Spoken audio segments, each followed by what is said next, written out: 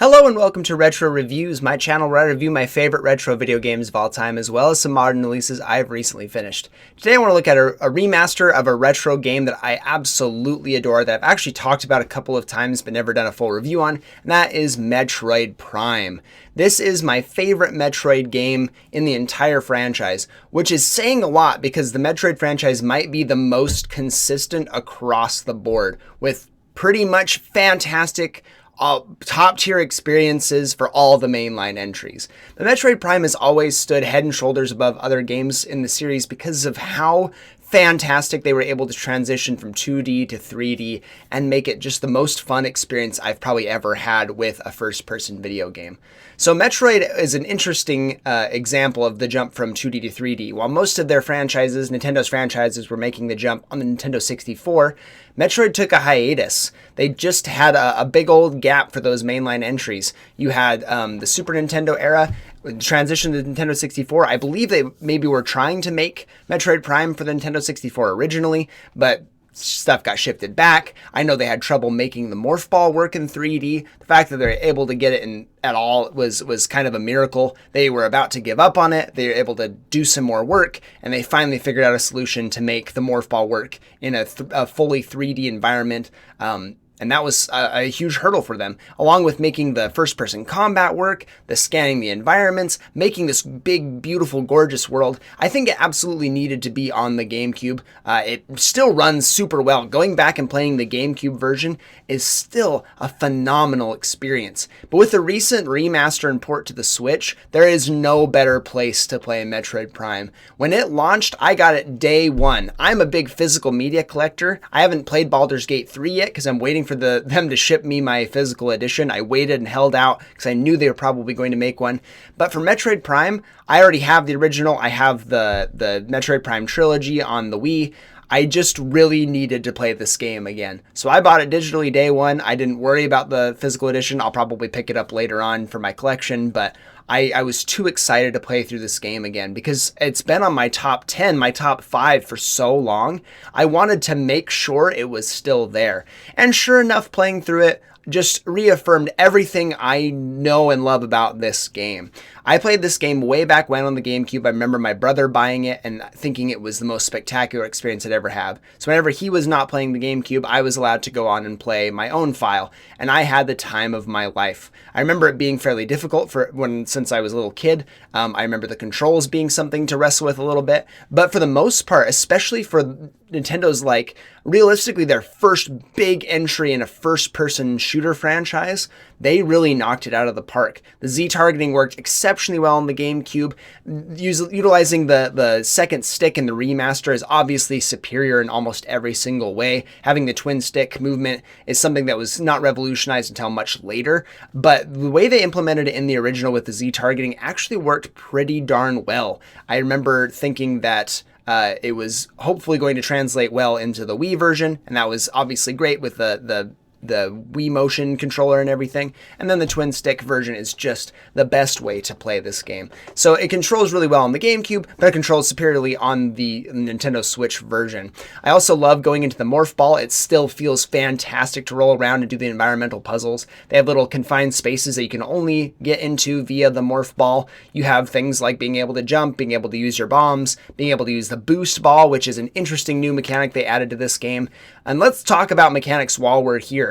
This game introduces a lot of returning elements from other Metroid games, as well as some new things. One of the biggest things is the introduction of stuff like the Boost Ball for the Morph Ball. You also have the Spider Ball, you can use these tracks to climb. I remember thinking that was one of the coolest things, is seeing these tracks, not understanding what they were, and then finally getting the upgrade later on and being able to magnetically attach to these tracks and go up them. Super cool. One of my favorite additions to this entire franchise is that upgrade that Samus gets. Other things return, like the Wave Beam and the Ice Beam. The Ice Beam from, I think it probably debuted in Metroid Fusion, if I'm not incorrect on that, which launched right alongside Metroid Prime. In fact, they had a nice thing where if you connected the Game Boy Advance adapter to the GameCube, the little hookup that you could do, you could unlock the original Metroid game, which is really cool. Utilizing that kind of that cross from both of them. Metroid Fusion has the Ice Beam that you'd get at the very end. Ice Beam comes along about the middle of the game for Metroid Prime. So you see the return of the Wave Beam, which is one of the coolest upgrades that you ever get in the 2D Metroid games. Then you got the Ice Beam, and then the introduction of the new Plasma Beam, which is my personal favorite beam in any Metroid game ever. It's so satisfying to just melt away enemies with this weapon. It's so cool. I love how they utilize the beams as a way to certain enemies will get impacted more heavily by certain beams. The plasma beam can melt a lot of enemies, but it also is a lot of enemies are resistant to the plasma beam. So you have to switch to the ice beam. If they're weak, if they're strong against the plasma, they're probably weak against the ice. Sometimes they're completely strong against both, and you have to use the wave beam. The way that they usually handle this in this game and most other Metroid games is usually the color coding system. They have purple enemies that you know I need to use the wave beam to damage. You have the yellow ones you can recognize that's your regular charge beam. You have the ice beam with their white or a bluish tint, and then of course the red for the plasma beam. They introduce these enemies usually later on into the game. The usual space pirates that you come across at the beginning are weak to pretty much any type of damage because you don't have access to a lot of beams. In fact, at the very beginning of the game, Samus gets electrocuted, loses a lot of her suit, she doesn't have a lot of her upgrades anymore, and she has to utilize very little. She has to just use what she has to survive, utilizing the stuff that she finds on Talon 4, the planet that you land on, as you are trying to repair your ship and yourself and get everything taken care of so that you can leave Talon 4 at full force and get to the bottom of what's going on with the Metroids here on Talon 4, which was your original mission.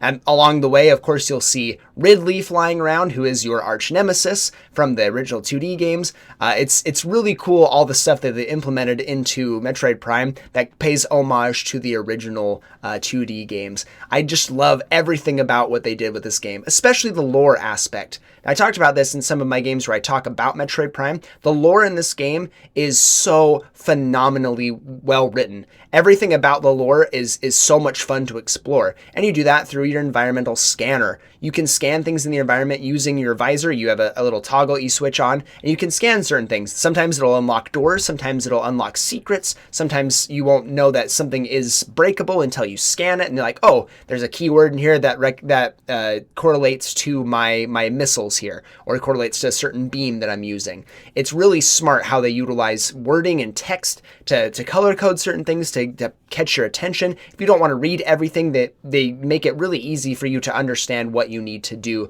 moving forward. I think it's genius. But you will want to read everything about this game because of the way that they present lore. You'll scan certain objects and they'll give you a little blurb about it. Sometimes it's just a little like some flora or fauna in the environment that you want to learn about to find out their weakness first and foremost, but also to know what it is. Sometimes it's something that you can't destroy, but you can make it sink back into the ground. These little poison nettle things you can shoot at and they'll retract into the ground, let you get across, and then they'll come back up.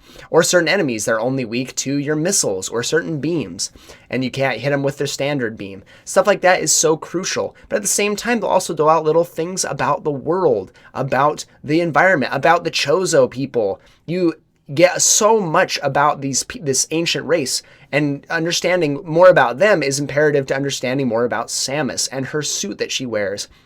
She finds all these upgrades that are perfect for her suit, and it's a bit of a mystery why. Why would these things work so well with her suit? Well, she must have some connection to the Chozo in some degree. I loved when this game launched, there wasn't nearly as much lore about Samus's connection to the Chozo. It wasn't until later games that we kind of get the full picture. But this gave you pieces here and there to understand her connection to the bigger world around her. And it's just brilliant. The way this game progresses, you start off in one world, you unlock another one, you can't progress past a certain point, so you have to go back.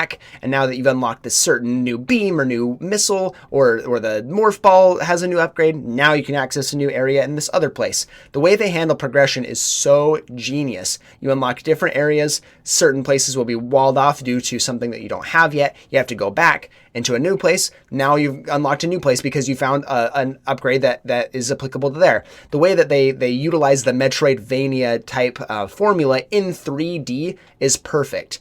Everything about this game I have to stress, is perfect. The way that you traverse the environment works flawlessly. It controls so beautifully. And that's a challenge in like a 3D platformer, let alone a first-person perspective 3D platformer. First-person shooter platformer. This is such a crazy marriage of genres, but it just meld so perfectly together in ways that you really wouldn't expect. The combat is so sleek and satisfying. All the enemies are really interesting. Just, like I said, scanning them and learning more about their lore is really cool, but also fighting them is really fun and fluid. The boss fights are creative and crazy. The first big boss fight against this large plant creature, you have to utilize the Morph Ball. You have to utilize a lot of movement. You have to be really smart about how you approach the fight because you don't have a whole lot of unlockables. You don't have a whole lot of health yet.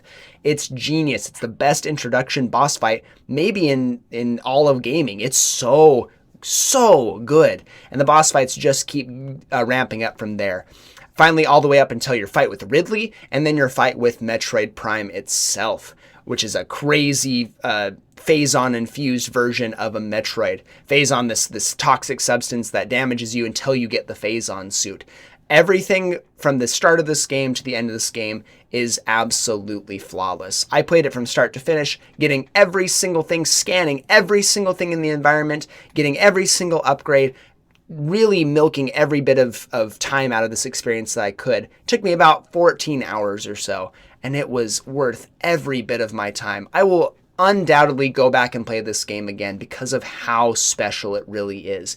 If you have not had the chance to play Metroid Prime yet, whether it was on the GameCube or the Wii, this is your best time to do it. Physical copies you can get on discount. I think they've discounted the digital version a couple of times. Definitely go out and play this game because it is a masterpiece that really everyone should experience. It's the perfect Metroid game, and it's probably, if it wasn't for, Wind Waker, this would be my favorite GameCube game as well. I'm going to give Metroid Prime a platinum rank. Thank you so much for watching, and I'll see you on the next one.